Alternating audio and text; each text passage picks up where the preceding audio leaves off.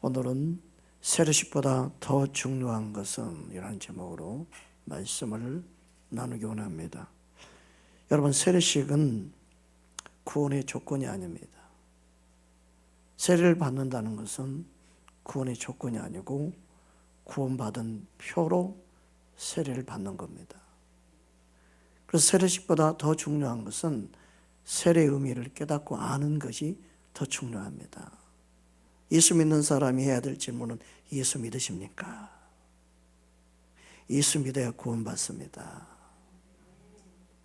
그게 가장 성경적이고 복음적인 질문이고, 그리고 복음을 전하는 자의 가장 중요한 자세예요.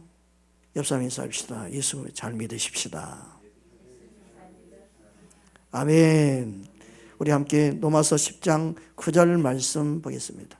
함께 합독하겠습니다.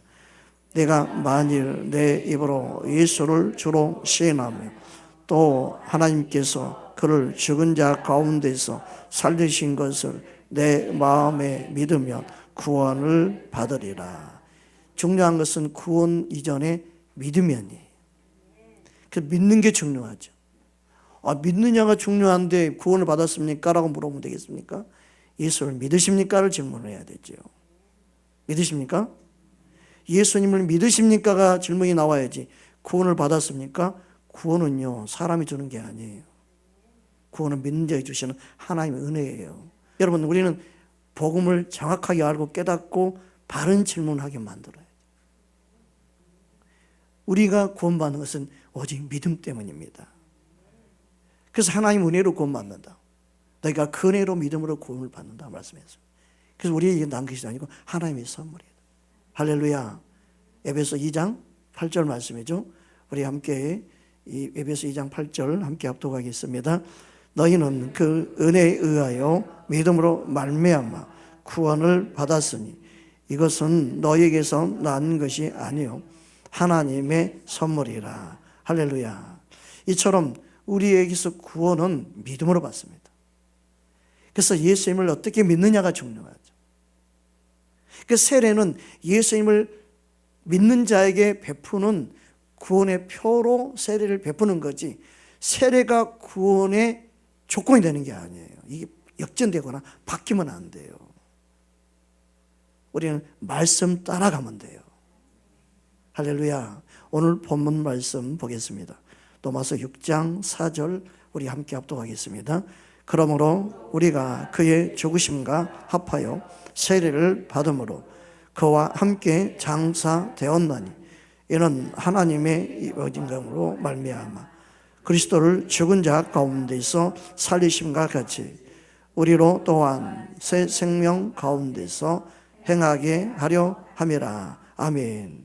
여기서 세례의 의미는 물에 들어갔다는 것은 옛사람이 예수님과 함께 죽었음을 선언하는 거예요. 물에서 나왔다는 것은 예수님과 함께 부활, 새 생명을 얻었다는 의미죠. 그것을 믿음으로 고백하는 게 세례의 진정한 의미예요.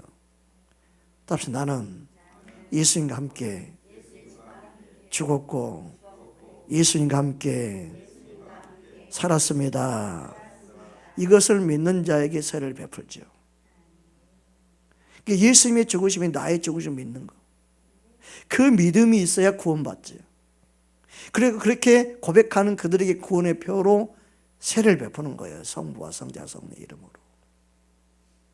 그 세례가 구원의 표가 되는 게 아니고, 구원의 조건이 되는 게 아니고, 구원받은 자에게 구원받았다는 표시로 세례를 베푸는 거예요. 그래서 우리는 주님 안에서 바른 믿음의 고백을 해야 될 줄 믿습니다.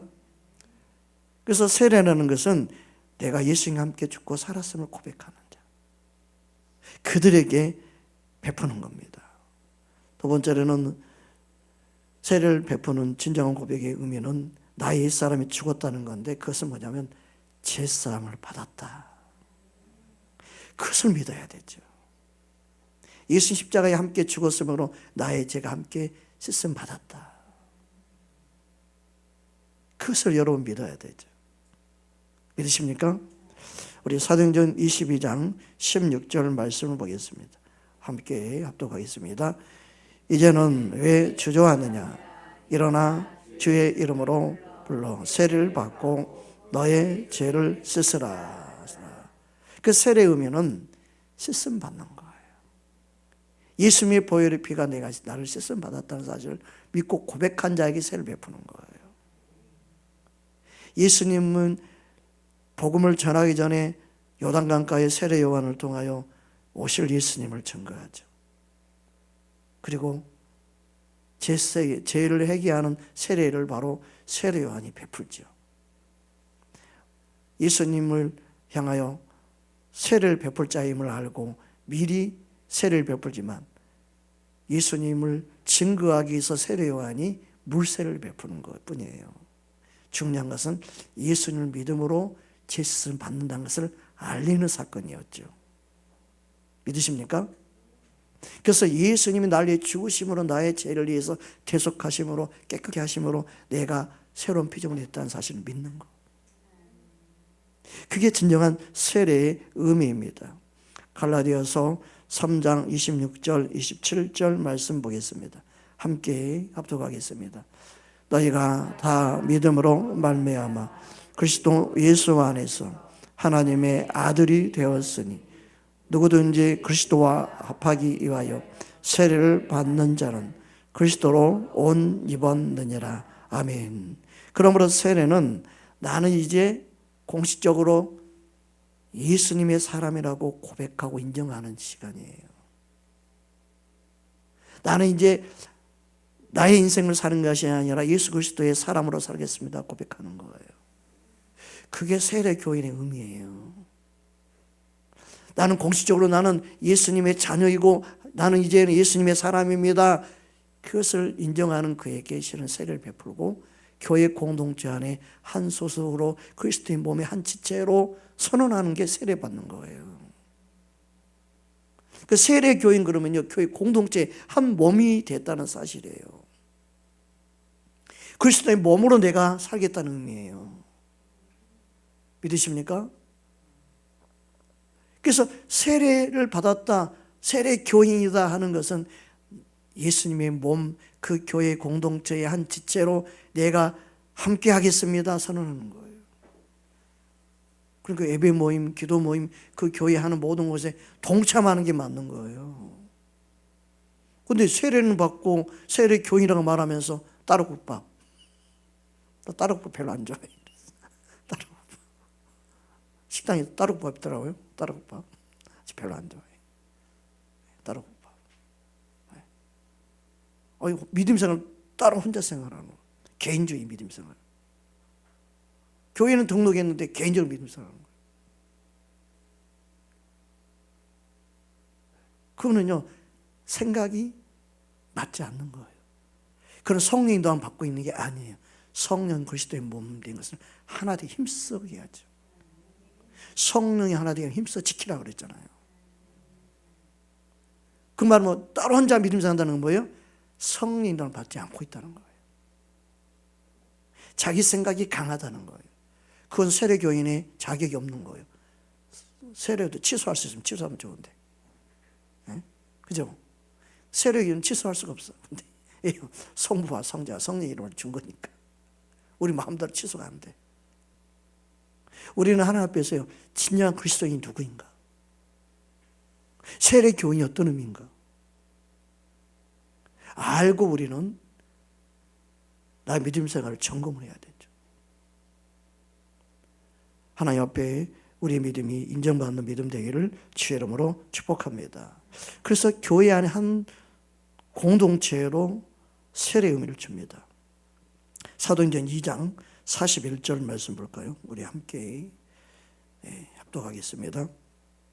그 말을 받은 사람들은 세례를 받으며 이 날에 신도의 수가 3,000이나 되더라. 신도를 인정하는 거예요. 공동체로 인정해버리는 거예요. 이 신도, 성도라는 의미는요 구별된 공동체를 부르는 지체들을 향하여 부르는 이름이에요. 그 세례 교인이 됐다는 것은 진짜 그리스도인으로 신도를 인정하는 거예요. 왜? 여러분, 세례교회는 소속감을 가져야 돼요. 할렐루야. 예수님 몸의 지체로 소속감을 가져야 돼요. 그래서 자기 소속이 어디 가든 주일 예배나 어디 예배이면 내가 예배에 참석하는 자가 돼야 되는 거죠. 하나님을 예배하는 자, 그리스도의 몸에 붙어있는 자인 줄 믿습니다. 그래서 진정한 세례의미는 옛사람이 죽고 또 죄로부터 자유케 되었음을 인정하고 고백하는, 나는 예수님의 사람이라고 고백하는 그 믿음의 모습을 나타내는 거예요. 여러분, 세상 사람들 앞에, 믿지 않는 형제 자매들 앞에서 그리스도의 모습을 나타내야 돼요. 그래서 그리스도인이라는 말은, 세례를 받았다는 의미는 어떤 의미인가? 더 이상 어둠에 죄에 묶여있는 자가 아니고 죄와 사망의 무에서 우리는 해방되었음을 인정하는 거잖아요. 그걸 선언하는 거예요. 할렐루야. 로마서 8장 1절 2절 말씀 우리 함께 합독하겠습니다. 그러므로 이제 그리스도 예수 안에 있는 자에게는 결코 정죄함이 없나니, 이는 그리스도 예수 안에 있는 생명의 성령의 법이 죄와 사망의 법에서 너를 해방하였음이라. 아멘. 이 사실을 믿는 자가 진정한 그리스도 안에 새로운 피조물이죠. 그러니까 새로운 피조물은 새롭게 태어났다는 건데, 예수님 안에서만 새롭게 태어나죠. 죄와 상황에 의해서 내가 자유케 됨을 믿는 자, 해방되었음을 믿는 자가 새롭게 태어나는 거예요. 할렐루야. 우리 고린도후서 5장 16절 17절 말씀 보겠습니다. 함께 합독하겠습니다. 그러므로 우리가 이제부터는 어떤 사람도 육신을 따라 알지 아니하노라.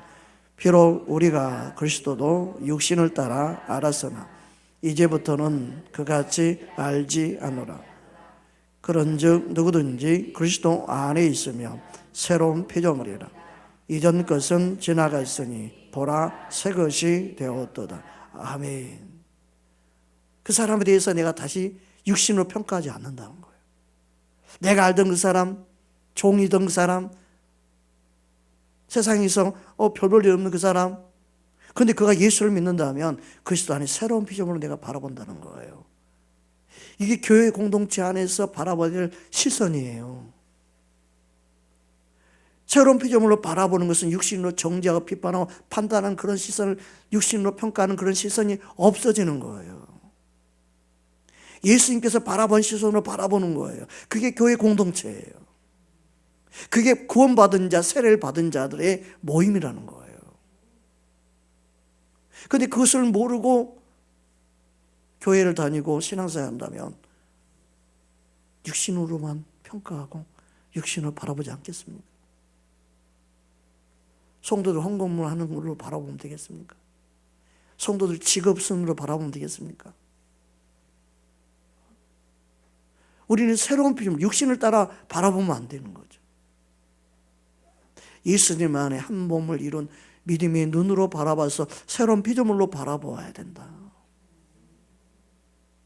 왜냐하면 실제로 그리스도 안에 있는 자는 새로운 피조물이기 때문에 그렇다는 거예요. 그래서 그렇게 바라보는 게 맞다. 그래서 우리는 육신을 따라 전에는 알았지만 이젠 그렇게 나는 알지 않는다.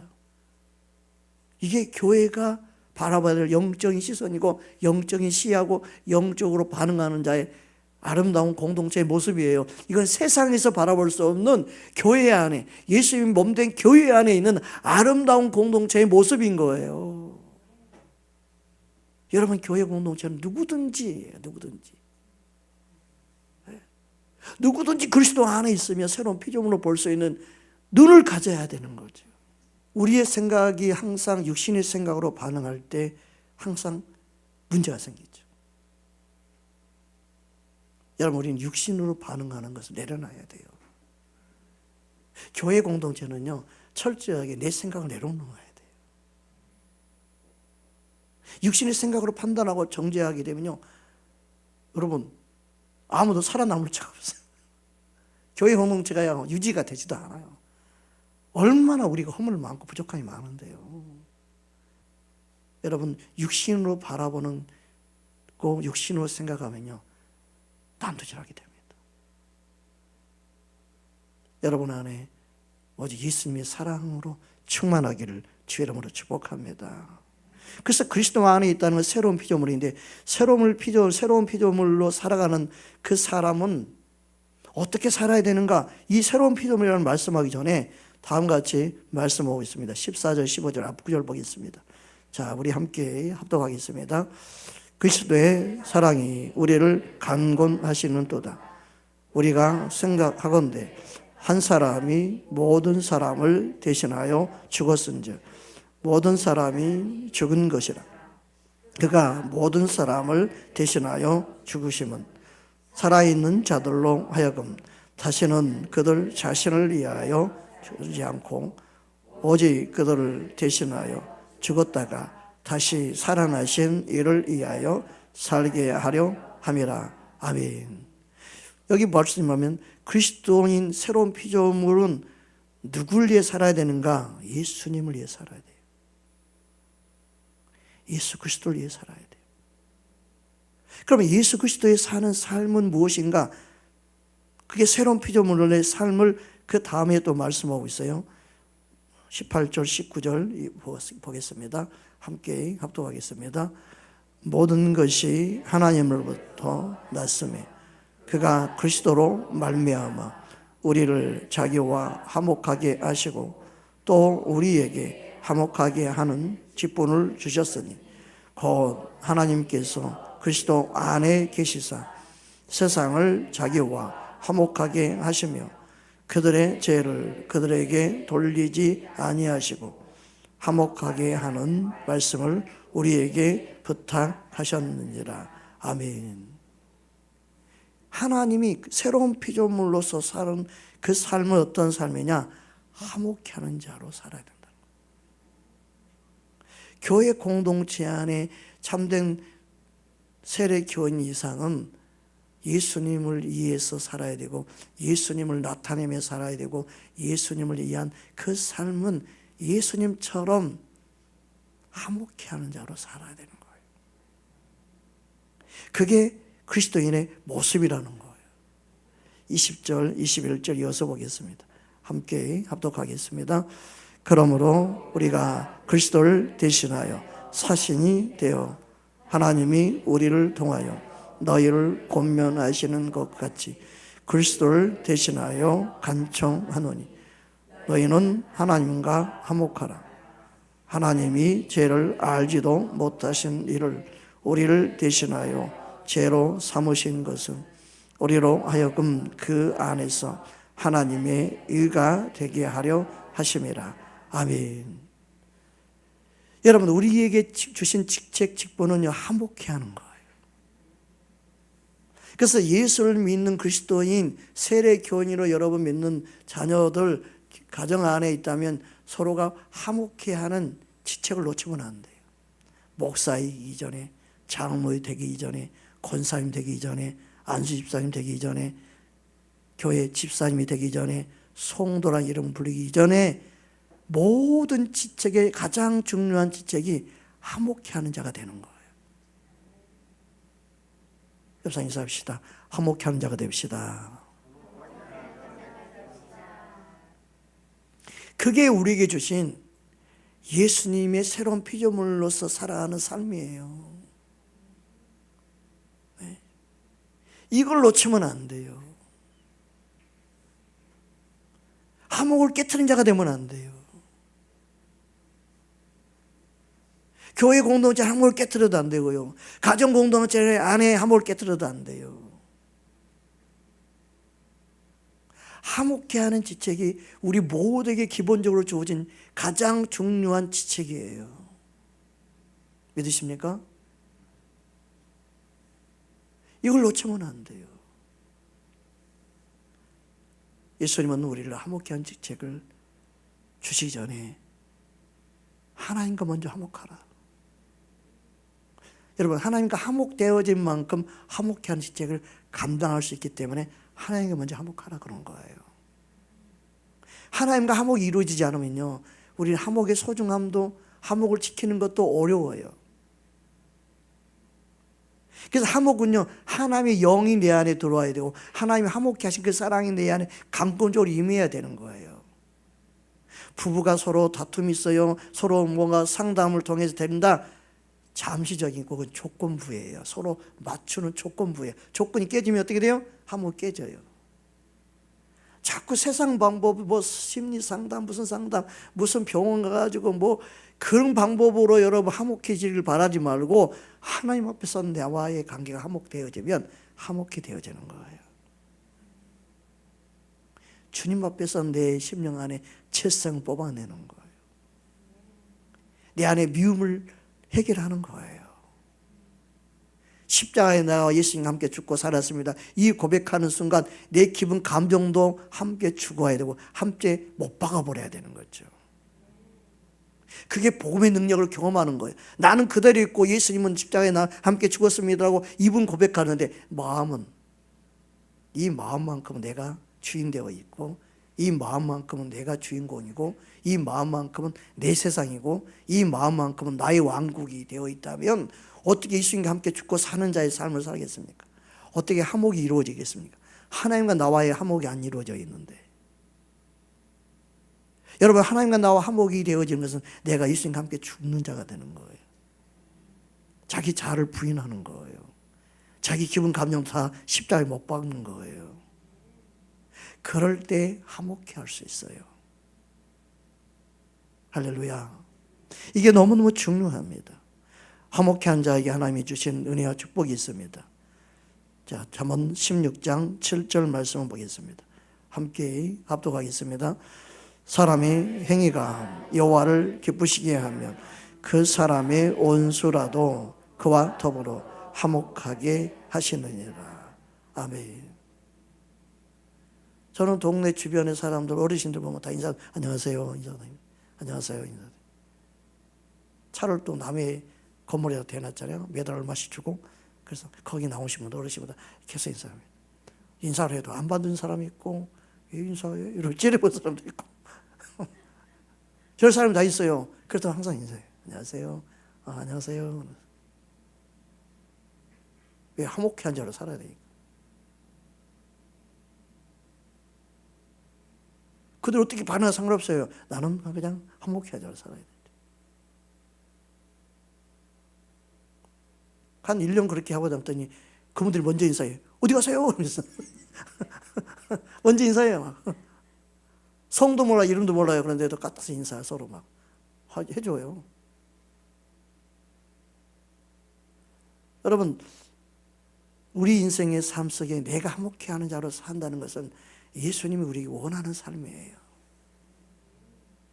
바보같죠. 저 사람은 인사도 안 하는데 나만 인사하고 뭐 아는 체하고 뭐 별 사람이 다 있네 그러면서 콧방 피피 뛰고 그냥 호슴치고 막. 그래도 계속 변함없이 인사하면 반응을 할 때가 오더라고요. 좀만 더 마음이 열리면 이제 예수님도 믿으세요라고 말도 하고 이제 좀 그러겠죠. 그러니까 주머니에 사탕 좀 가지고 다녀야 되는데 사탕 하나씩 드리면서. 여러분, 우리 삶 속에 저와 여러분이 주변 모든 사람을 화목해 한 자라 먼저 살아야 돼요. 옆 사람 인사합시다. 화목해 한 자가 됩시다. 그 가정 안에도 화목이 중요하죠. 아무리 먹을 걸 많아도 먹을 것 때문에 싸우고, 싸우면서 먹을 걸 맛있게 아무리 먹는다고 해도 그게 행복하겠어요? 그래서 잠언 17장 1절에 보면 재밌는 말씀이 있어요. 잠언 17장 1절 말씀 보겠습니다. 함께 합독합니다. 마른 떡 한 조각만 있고도 화목하는 것이 제육이 집에 가득하고도 다투는 것보다 나으니라. 참말로. 제육 얼마나 고기 귀해요. 소고기, 돼지고기, 오리고기, 여러분 좋아하는 고기가 그냥 집에 가득 창고 있는 것처럼 가득 그냥 차고 있다 하더라도 그거 먹으면 힘내가지고 다투. 내가 더 많이 힘세. 그러면서 굶긴 게 더 낫죠. 소고기 먹더니 뿌리 파다. 그러면 안 먹고 힘이 없는 게 낫죠. 안 그래요? 열심히 먹더니 그걸 싸우는데 힘을 써봐요. 오늘 내가 많이 먹거든. 한번 이번에 내가 케어시켜야겠다. 그렇게 해서 먹는 사람 되겠어요? 근데 그렇게 해서 먹는 사람 없는데, 아니 먹을 건 많이 싸라고 맨날 다투면 그게 행복하겠냐고 말이에요. 여러분, 마른 떡 한 조각, 마른 떡 한 조각이 있다는 건 뭐예요? 그것을 데필 만한 불도 없고 그릇도 없고 지질이 가난한 거예요. 그래도 다툼이 없다면 그게 더 행복하다는 겁니다. 여러분, 하나님 우리가 화목하기를 원해요. 그래서 제가 이 말씀 보면서 느낀 뭔지 알아요? 교회가 크면 뭐하냐? 맨날 다투는 교회 싫어 나. 그렇잖아요. 교회가 크잖아요. 막 돈도 많고 모든 게 많아요. 우리는 없어. 그렇죠. 주님 계시면 돼. 우리 교회는 싸움이 없잖아요. 그렇죠? 얼마나 이게 감사해요. 주님은 화목해 하기를 원하십니다. 우리 가정마다 화목해 되는 축복이 있기를 주의 이름으로 축복합니다. 예수님은 뭐라고 말씀했어요? 예수님은 하나님 예배한 자를 찾는다고 했죠. 제사를 기뻐하시죠. 근데 더 중요한 것이 뭐예요? 먼저 화목해 하는 게 먼저다는 거예요. 예수님 말씀 보겠습니다. 마태복음 5장 24절 말씀입니다. 함께 합독하겠습니다. 예물을 제단 앞에 두고 먼저 가서 형제와 화목하고 그 후에 와서 예물을 드리라. 야, 하나님 제사도 기뻐하고 예물 드리는 거 기뻐해요. 근데 그것보다 더 중요한 것은 너 마음에 화목이 안 돼 있으면, 미움이 있으면 안 된다. 그 먼저 해결하고 와서 드려라. 드리지 말라고 한 건 아니에요. 그러니까 드리기 전에 먼저 선행돼야 되겠다. 그래야 하나님 받으신다는 거예요. 드린다고 하나님 다 받는 게 아니고 드리기 전에 너 마음이 화목이 이루어져야 된다.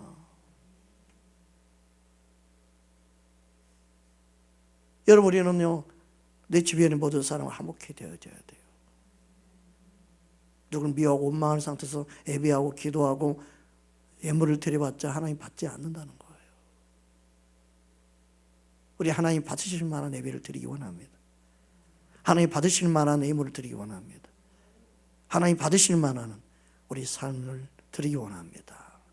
주님이 그것을 원합니다. 그 오직했으면 소금을 두고 화목하라고 그랬어요. 소금을 두고 소금을 부면서 화목하라. 그렇게 말씀했습니다. 우리 마가복음 9장 50절 말씀 보겠습니다. 자, 우리 함께 합독하겠습니다. 소금은 좋은 것이라되 만일 소금이 그 맛을 잃으면 무엇으로 이를 짜게 하리요? 너희 속에 소금을 두고 서로 화목하라 하시니. 아멘. 소금은 맛을 냅니다. 소금은 맛을 내기 위해서 녹아져 없어져야 되죠. 녹아서 스며들어야 되죠. 싸운 사람의 특징이 뭐예요? 자기 자아가 절대 안 굽혀져. 절대 자기 주장 오케이 항상 최고. 소금이 안 녹아. 소금이 안 녹으면 그 돌덩어리지 그게 뭐예요? 그잖아요. 소금은 녹는 거예요. 녹는 거. 녹아야만이 맛을 내고 녹아야만이 소금이 부패를 막고 소금 역할을 하는 건데 난 안 녹아. 안 녹아. 그러니까 소금을 두고 좀 화목하라 그래. 소금처럼 녹아들고 소금처럼 스며들고 소금처럼 헌신하고 소금처럼 희생하고 소금처럼 그냥 싹 스며들어야 돼. 끝까지 나는 안 녹을 거야. 그럼 맛을 잃어버린 것 같은 거예요. 소금의 맛을 잃으면 버리는 거죠. 소금이 변질되면 버려요. 소금은 스며드는 거예요. 여러분 있는데 가정에 스며들어야 돼요. 먼저 교회에 스며들어야 돼요. 있는 곳에 스며들어야 돼요. 오직했으면 소금을 두고 화목하라고 얘기했어요. 소금 역할을 해야만 화목이 됐다는 거예요. 반대로 말하면 소금이 소금 역할을 안 하면 어떻게 화목이 되냐 말이에요. 돌덩어리 놓고 화목하라 그렇게 말씀하지 않았어요. 소금은 녹아듭니다. 소금은 녹습니다. 짠맛을 나는데 짠맛을 난다는 건 뭐예요? 소금이 녹아지고 그 안에 스며든 거예요. 여기 소금 어디 있나 넣었는데 소금이 안 보이네. 그런 사람 있어요? 소금 넣었으면 녹아졌으니까 짠맛이 나는데 소금은 안 보이네 넣었는데 더 넣어요? 더 짜죠.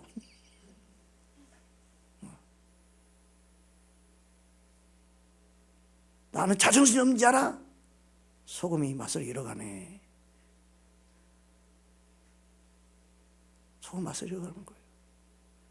내가 바본 줄 알아? 소금이 변질돼가네.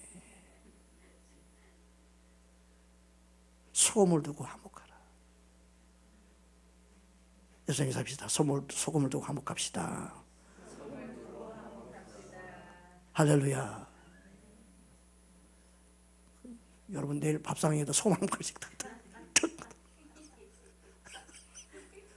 우리 소금을 두고 화목합시다. 소금을 내가 먼저 녹아줘야 돼. 내가 먼저 희생되어줘야 돼. 나는 절대 안 녹을 거야.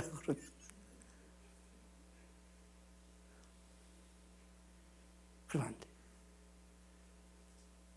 주님은 우리를 통하여 화목하기를 원하십니다. 그래서 주님을 닮은 자가 주님의 자녀이죠. 주님을 닮은 자가 주님의 아들의 인정을 받는 거예요. 그게 예수님의 화평케 하는 자, 화목케 하는 자, 하나님의 자녀를 일컬어 받는다. 우리는 화목케 하는 자가 돼야 돼요. 마태복음 5장 9절이죠. 마태복음 5장 9절. 네, 함께 합독하겠습니다. 화평하게 하는 자는 복이 있나니 그들이 하나님의 아들이라 일컬음을 받을 것이며. 아멘. 예수님을 닮기 원합니다. 예수님을 진짜 닮은 자는 화목해 하고 화평케 해요. 그 예수님의 사랑이 없으면 불가능한 거예요. 덮어주고 품어주고 안아주고 싸매줄 수 있는 그 주님의 마음이 없이는요 절대 화목해 하지 못해요. 다른 애 튕겨치워. 틀리네. 비켜. 다 쳐내버려. 어떻게 해야지? 혼자 살아야지 뭐. 혼자 살아야지. 그런 사람은 친구도 다 떠나고요. 모든 사람 다 떠나요. 그 주변에 아무도 안 남아요. 나중에 도움받고 싶어 도움받을 때도 없어져요. 하나님은요 사람을 통해 일해요. 하나님은 사람을 통해 역사해요. 당장 도움이 안 되지만 예수님의 사랑으로 화평케 하고 화목케 하는 사람은요 언젠가 그들을 통해 도움받게 될 때가 와요. 그러니까 여러분이 원수 맺으면 도움받을 길이 점점 멀어지는 거예요. 용서하고 사랑하고 덮어주는 법을 배워가야 돼요. 그럼 하나님이 그를 통해 일하시는 거예요. 그러니까 화목케 하는 자, 화평케 하는 자, 하나님의 아들의 일컬음을 받습니다. 누가 그렇게 해주길 바라지 말고 내가 먼저 소금처럼 녹아질 수 있다면, 희생해질 수 있다면, 손해볼 수 있다면 주님이 그것을 다 보고 계시죠. 한 번도 내가 굽히지 않고 한 번도 내 대상을 내려놓지 않고 나는 100번 싸워 100번 다 이긴 백전백승. 그게 자부심 하나가 돼가지고 나는 지금까지 다 이기고 살았어. 나는 지지 않아. 나는 지는 법이 없어. 나는 이기고 좀 집시다. 소금처럼 녹아집시다. 그래서 우리가 내가 있는 게 아니라 주님이 이기도록, 말씀이 이기도록, 주님이 역사하시도록 그 은혜만 넘쳐나기를 주님으로 축복합니다. 우리 함께 기도하겠습니다.